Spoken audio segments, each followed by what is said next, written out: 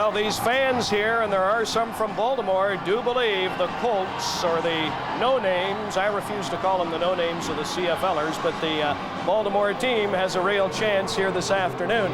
With the expected sellout crowd, there's tremendous excitement here today. It is indeed a big day. However, the fact that it is a big day is overshadowing some very serious issues. We will talk with Larry Smith about those issues in just a minute, but let me give you this example of just what I'm talking about when I say serious issues confronting the Canadian Football League.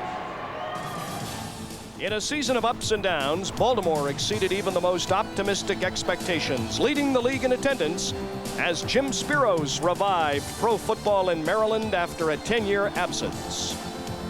The gold-lined streets of Las Vegas were anything but. The shine was quickly off the posse, and when the crowds dried up, the franchise became a complete disaster.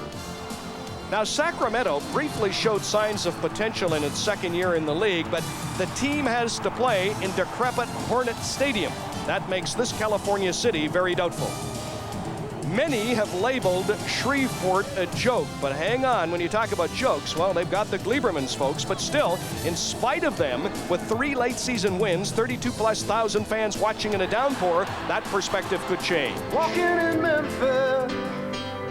The CFL granted Memphis and Fred Smith Federal Express Magnet conditional status as the league's 13th team. They're headed to the Liberty Bowl.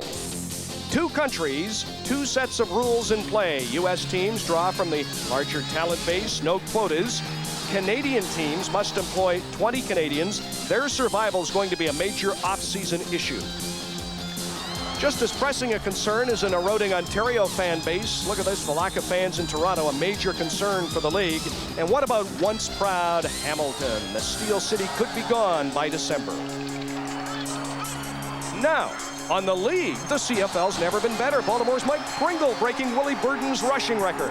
Stampeder Alan Pitts hauling in new records for catches, yards receiving, and touchdowns. And how about Doug Flutie, 4-time outstanding player, rewriting the mark for most touchdown passes, 48. But when you talk about pro sports, the bottom line, folks, is entertainment. And I'll tell you, it doesn't get any more entertaining than this. McManus, end zone, touchdown Lions! BC's going to the Grey Cup!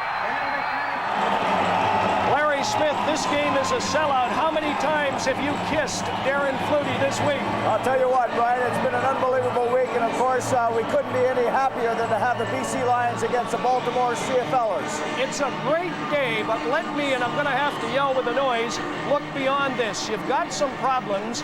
You seem to have a vision du jour. I mean, this league has a 100-year history, and yet you're still in search of an identity. When are you going to seize on something? Well, you know, Brian, I never promised that this would be easy, and of course, we're very excited what happened in Baltimore. We're a little disappointed in Las Vegas, but I think you're going to see that we're gaining some momentum. We have a great partner with Memphis. Shreveport is going to work itself out just fine because it's a hotbed for football, and I think in the next 2 years, you'll see the CFL really gain itself. All right, let me ask you about Canadian quotas. Now, it seems to me you're doing damage control. I mean, you rushed into expansion. If you dealt with this and said to the Canadian public 2-3 years ago, we're going to drop the number of Canadians, I think they would have accepted it. But now, 2 years down the road, you have no plan. I mean, this confuses me. Brian, we do have a plan in that we went and talked to the union before we brought in the gold miners about having 18 players in all the teams, including Sacramento, and Sacramento accepted that rule. However, the union felt it wasn't the right thing to do, and they wouldn't accept it.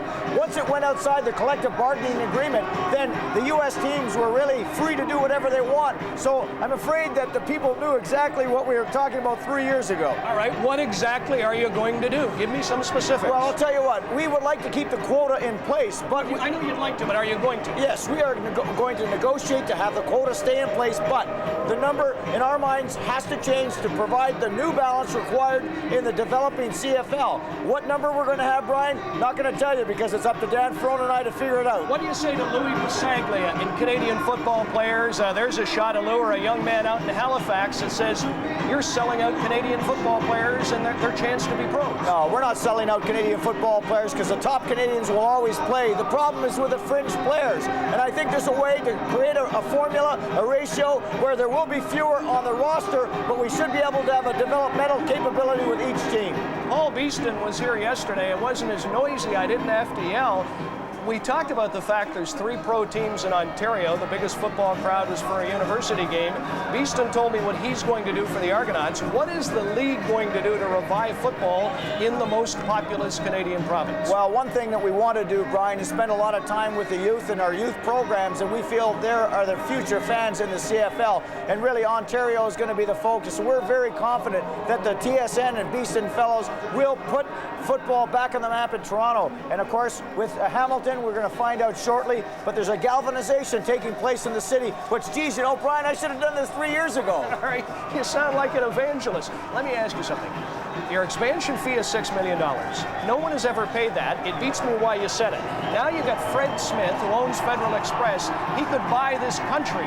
Will he pay the full $6 million? I'll tell you what we have done with Fred Smith is give him a deal which includes a cash component and the ability for us to get a corporate sponsorship. How much is the cash component? The total deal is bigger than the best deal we've ever done. And I'm not going to relate the price to you because of the fact that Fred is a very sensitive individual, wants nothing released about the deal other than the fact that he's given a major commitment to the CFL, bought the vision of the CFL, and is very comfortable with the direction we're going to take. This will be worth more than any franchise fee we've ever had, and the multiple effect, Brian, will be greater. I know it's more than any franchise fee, and I don't mean to be a smart aleck, but you haven't been getting a lot of money. Is it $2 or $3 million at least? It's much more than the $3 million base that we've received for the last few franchises. All right, as we sign off, it's no secret you and I have argued about expansion, but no one questions your sincerity and hard work. It's a good day today, but it's been a tough road for you. There's no question, Brian, it's been a tough road, but you know, taking a 102-year-old institution and trying to move it forward is a major challenge. But you know what? We've got one thing. We've got the greatest product in North America. All we need now is stronger partners. Those stronger partners will come in and strengthen Canada because we will have a Canadian division and a U.S. division down the road. 10 years from now, will the C and CFL still stand for Canadian? Let me tell you something. There'll always be a strong identification with the CFL. You and I are not fortune tellers, so we're not going to tell what's going to happen in 10 years. Tough questions. I appreciate you coming on and answering them. CFL Commissioner Larry Smith, stay with us. Live coverage to the Grey Cup 1994 will continue on CBC from here in Vancouver right after this.